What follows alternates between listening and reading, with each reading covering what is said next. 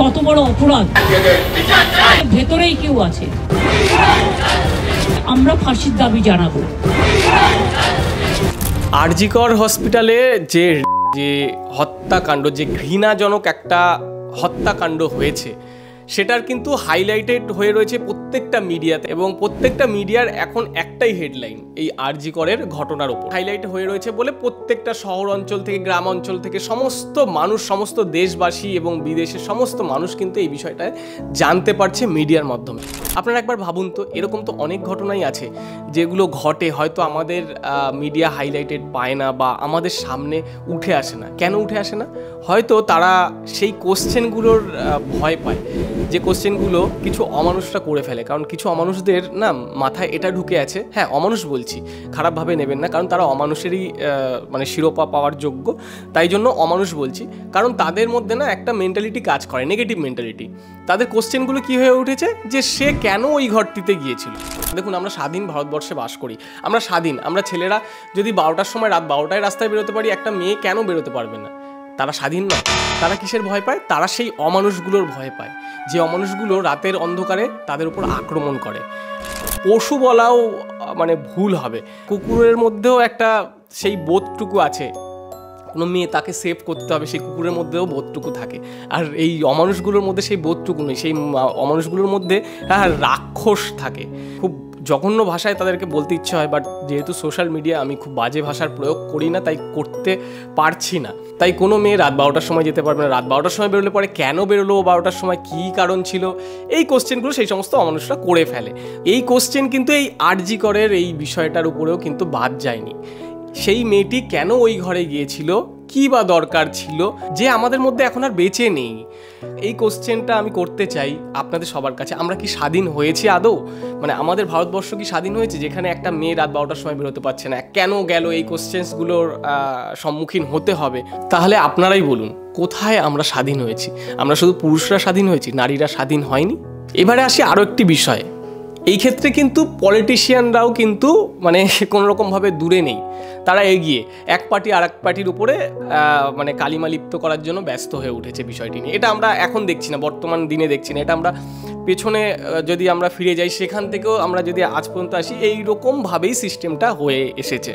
মানে আমরা দেখুন, আমরা কিন্তু কোনো পার্টি বা কোনো দলকে কখনো খারাপ বলতে পারবো না। কেন পারবো না? কারণ কোনো পার্টি বা কোনো দল, তাদের কিন্তু উদ্দেশ্য খারাপ হয় না, তারা মানুষের জন্য কাজ করতে চায়।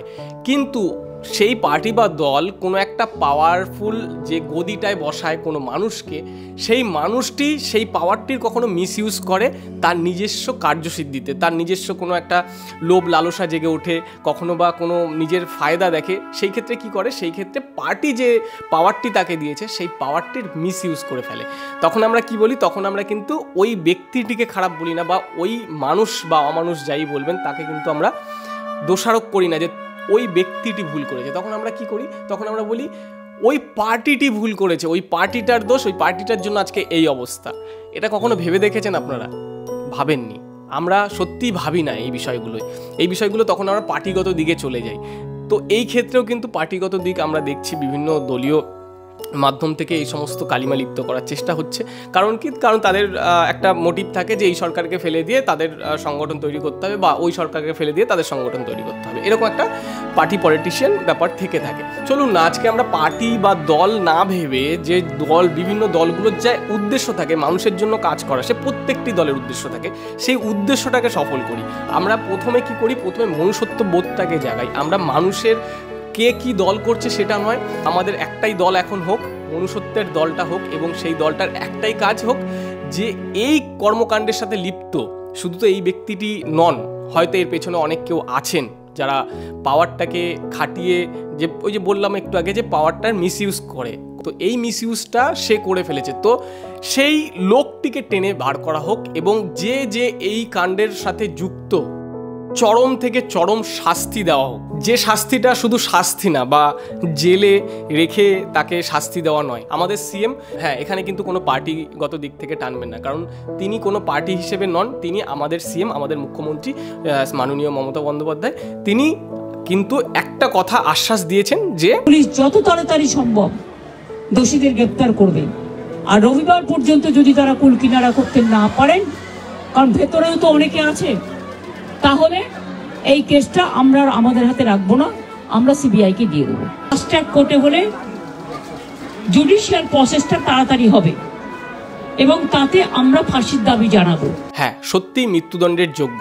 এই যে একটু আগে বললাম যে এরকম অনেক ঘটনা আমাদের হয়তো বিভিন্ন গ্রাম অঞ্চলের দিকে ঘটে থাকে, হয়তো আমরা হাইলাইটেড পাই না, কিন্তু এই যে শাস্তিটা হবে, এই শাস্তিটা জন্য সেই সমস্ত শহরাঞ্চল গ্রাম অঞ্চলের যেন সেই সমস্ত অমানুষ তারা যেন এই কর্মকাণ্ডের সঙ্গে লিপ্ত হওয়ার আগে তাদের যে মাইন্ডেও যদি আসে কখনো, তার জন্য যেন লাখ লাখবার তাদেরকে ভাবতে হয় যে শাস্তিটা হবে সেই শাস্তিটা কি ভয়ঙ্কর হতে পারে, যাতে করে মেয়েরা স্বাধীন হতে পারে। আমরা প্রকৃতভাবে স্বাধীন বলি এবং আমরা চাই মেয়েরাও স্বাধীন হোক, মেয়েরাও স্বাধীনভাবে জীবনযাপন করুক, মেয়েরাও যেন রাত্রিবেলা 12টায় বেরোতে পারে, তাদের স্বাধীনভাবে যেখানে খুশি যাক, তাদের কারো কোশ্চেন করার কিছু নেই যে ও ওখানে কেন গেল, ওখানে কেন কি করতে গেল।